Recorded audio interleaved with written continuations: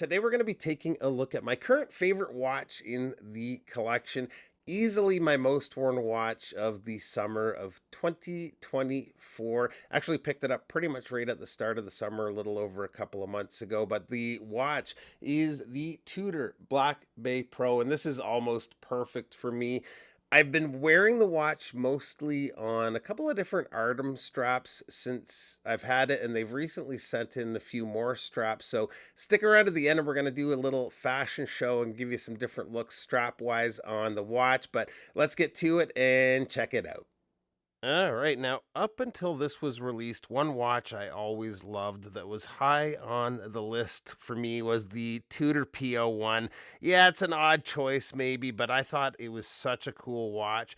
When this was released back in 2022, it almost overtook the PO1. I'd call it a tie between the two. So I downsized my collection a little earlier this year and went on the hunt for either watch, whichever made the most sense deal wise and was coming from a local Canadian seller to avoid duty was the way I was going to go. And sure enough, I found a really good seller with this watch on the hybrid rubber and leather strap. I was hoping to get it on bracelet, especially because of the T-fit clasp, but this was too good a deal to pass up.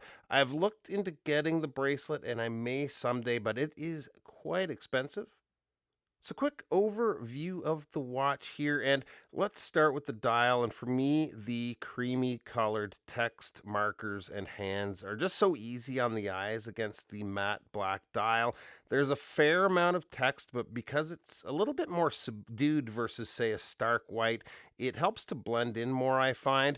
I do like that there's some color, though, with the yellow water resistance above the chronometer officially certified text. Even the date over at the 9 is that same off-white. Other than the sword style minute hand, the last three hands are snowflake hands, and I'll never forget, I remember reading an article somewhere where the Pepsi GMT, or rather when the Pepsi GMT first came out, describing them as a snowstorm, which is pretty funny, but a good way of putting it. I really like the handset, especially with the yellow GMT hand that matches that water resistance text. One of my favorite parts of the dial is the markers that are made with a monoblock luminous ceramic. So basically a solid, fully luminous applied marker. And the lume is very good. There's brighter lume out there, but this has some serious staying power. It stays visible for a very long time and is evenly applied across the markers and hands. Running the watch is the in-house caliber MT5652, which is a 26 joule movement, beating at 28,800 vibrations per hour with a power reserve of approximately 70 hours, which for me is a sweet spot because of the amount of time I've worn the watch since I've got it. Every time I've grabbed it out of the watch box, other than maybe once or twice, it's still running. The screw down crown, which is signed with the Tudor Rose logo, is large and easy to grip. Just unscrew it here. Winding action has a nice feel. In the next position, you can adjust your local time, and you can do this without interfering with the actual timekeeping. So if you're really wanting to keep accurate time, the second hand continues to move while you adjust the hour as you travel through time zones. In the last position, you're able to set the time and the GMT hand to GMT or whatever reference time zone you like. The case is probably the most divisive thing about the watch. Biggest knock on the watch a lot of people have is the thickness, which is even more in your face with the slab sides. Some watches hide the thickness with the way they contour the side profile, and maybe the beveled edge helps a little, but not much. For me, though, I like it the way it is. I like chunkier, tooly watches like this, so it doesn't bother me at all. But thin is in right now, I guess, but I like the sturdy look and feel of the case design. One negative, though, is it is a fingerprint magnet, so I do find myself wiping off the fingerprints quite a bit. The first thing that struck me when I got the watch was the finish of the bezel, the fixed bezel. The brushwork has a really nice shimmer to it. It's a coarser finish than the top of the lug, so it gives it a bit of contrast against the rest of the case. The case back is almost sterile, other than the text Tudor Genève caliber manufacturer that's repeated around the perimeter of the case back. So I mentioned before about kind of wanting this on the bracelet, but at the same time I was torn. I love the T-fit clasp, but kind of on the fence when it comes to the faux rivet links. I've worn this, like I said before, on a couple of Artem straps that we're going to check out here in a minute, but the hybrid strap is a good quality strap. Wears and looks great on the watch. The stitchwork matches the off-white print on the dial, which looks good. It's backed with rubber and has a pattern with the snowflake hands, which is a neat detail.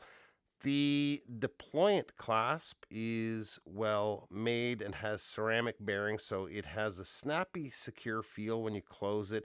And it also forms the Tudor Shield logo when it's closed.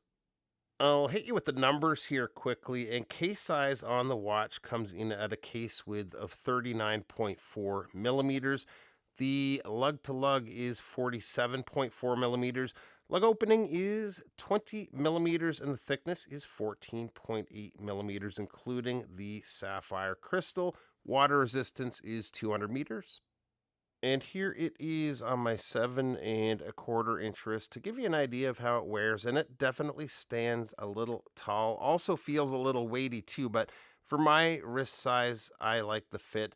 The way the bottom is flat like this, the bottom of the case, I would definitely try it on first if you have a smaller wrist, if you're considering getting one. Full retail on these is $3,900 USD on the strap, $4,225 on bracelet. But if you're good with pre-owned, there's deals to be had out there if you shop around. I'm totally happy with it, enjoy it every time I wear it.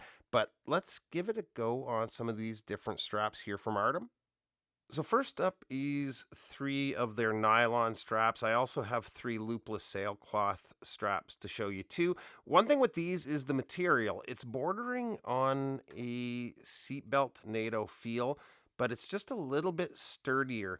I like seatbelt NATOs, but I find they're a little too floppy on wrist, especially with heavier watches like the BB Pro. The hardware is very solid. And on wrist, there's no steel in contact with your skin at all, so they're very comfortable too. Strap number 1 is the NTTD.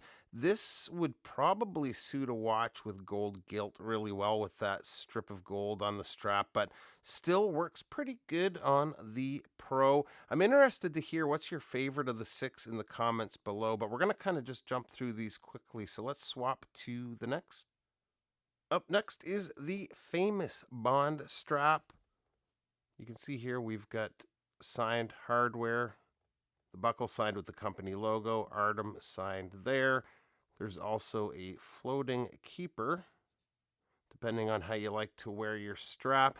Length, by the way, is 308 millimeters, so lots of room either way if your wrist is bigger or smaller than mine. The last of the nylons is the one I've worn most of the 3. Gray just goes good on lots of watches, and you can see better how well the weave is done on this one, especially at the edges.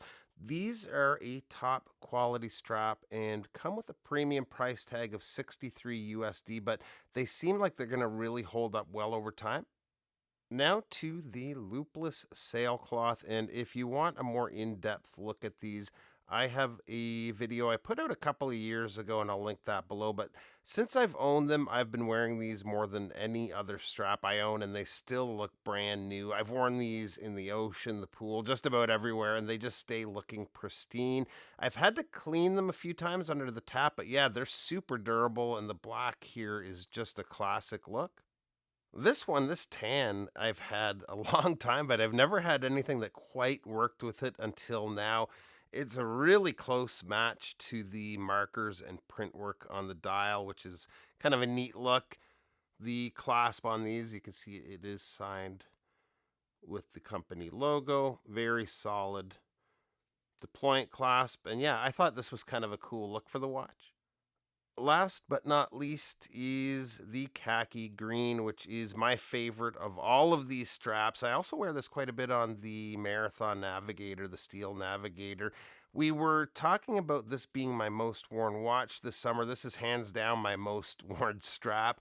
Same as the nylons, these have a premium price tag at 133 USD for just the strap if you're using your own clasp, or for an extra 68 you can add the Omega style deployant clasp.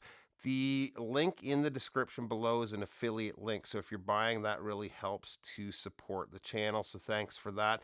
Let me know in the comments below, what's your most worn watch this summer, and which did you think was the best strap option for the Pro? Really appreciate you taking a few minutes to stop by, and we'll see you real soon. Bye-bye.